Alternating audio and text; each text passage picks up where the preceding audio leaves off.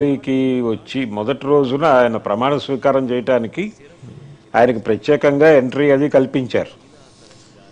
ఆయన రెండోసారి అంటే బడ్జెట్ సమావేశాల ప్రారంభం రోజున ఆయన వచ్చినప్పుడు ఈ మధుసూదన్ రావు అనేటువంటి స్టేట్మెంట్ చాలా వైరల్ అయింది. ఆయన పేరు పెట్టి ప్రస్తావించటము, అలాగే ప్రజాస్వామ్యం అనగా ఏమి అనేది ఒక క్లాస్ చెప్పాడు ఆయనకి.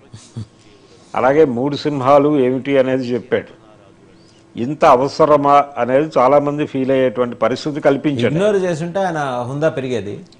అంటే అసలు ఎందుకు ఆయన నేరుగా వెళ్ళిపోయి అక్కడ ఇప్పుడు ప్లకార్డ్స్ పట్టుకో వెళ్ళటానికి కుదరదు అన్నారు వాళ్ళు. ఓకే అని అక్కడ పెట్టేసి వెళ్ళిపోవటమే. ఆ రూల్ ఉందా లేదా అనేది చెక్ చేసుకుని అసెంబ్లీలో మాట్లాడాలి ఆయన.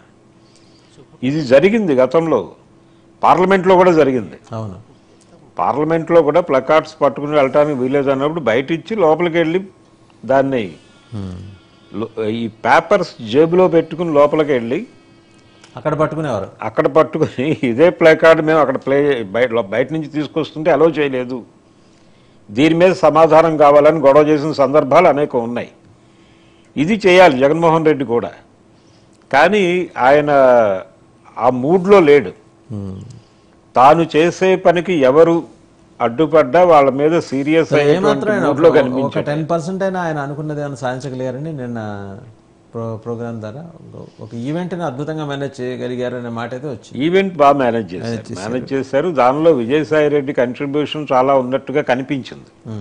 అంటే ఆ కార్యక్రమానికి వచ్చినటువంటి నాయకులందరినీ ఆయనే ఇన్వైట్ చేసి పర్సనల్గా అక్కడికి వచ్చేటువంటి పరిస్థితి కల్పించినట్టుగా ఆ మొత్తం డిజైన్ విజయసాయి రెడ్డి చేతుల మీదుగా జరిగినట్టుగా కనిపించింది.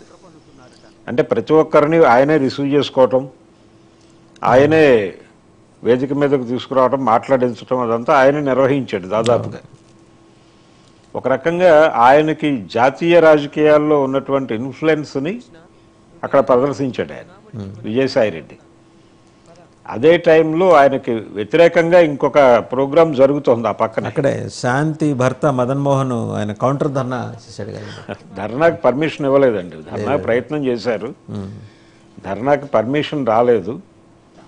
దాంతో వాళ్ళు జస్ట్ ఆ బ్యానర్స్ పట్టుకుని అక్కడ డిస్ప్లే చేస్తూ కొంచెం మీడియా దృష్టిని ఆకట్టుకున్నారు. పర్టికులర్గా తెలుగు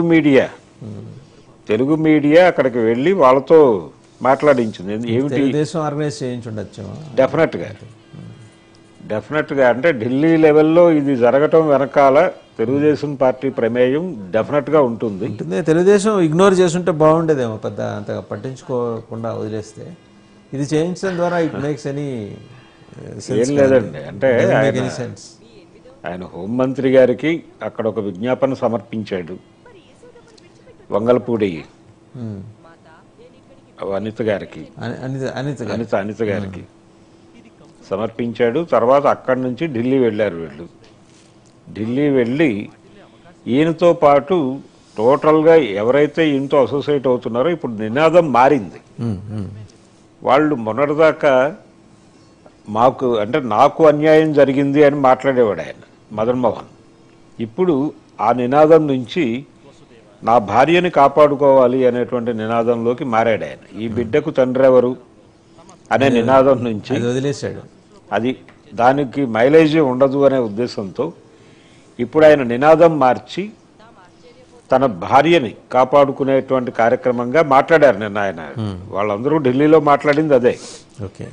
ఒక ఎస్టీ మహిళని ఇలా ఒక రాజకీయ నాయకుడు వాడేసుకోవటం అనే దాని మీద మేము కేంద్రీకరిస్తున్నామని మిగిలిన వాళ్ళు కూడా మాట్లాడారు. అంటే ఫోకస్ ఎటువైపు నుంచి ఎటువైపుకి డైవర్ట్ అయింది అనేది కనిపిస్తుంది. సో ఇప్పుడు ఆవిడ బయటకు వచ్చి మాట్లాడాలి, శాంతి గారు బయటకు వచ్చి దీనికి ఎలా స్పందిస్తారు అనేది చూడాలి. ఎవరైనా మాట్లాడిస్తే బాగానే ఉంటుంది ఆవిడతో. అంటే నిన్న ఒక రకంగా విజయసాయి రెడ్డి గారిని ఇరుకుని పెట్టే ప్రయత్నం ఒకటే కూడా జరిగింది. విజయసాయి రెడ్డిని ఇరుకుని పెట్టే ప్రయత్నం కూడా జరిగి ఉండొచ్చు. అండ్ సరే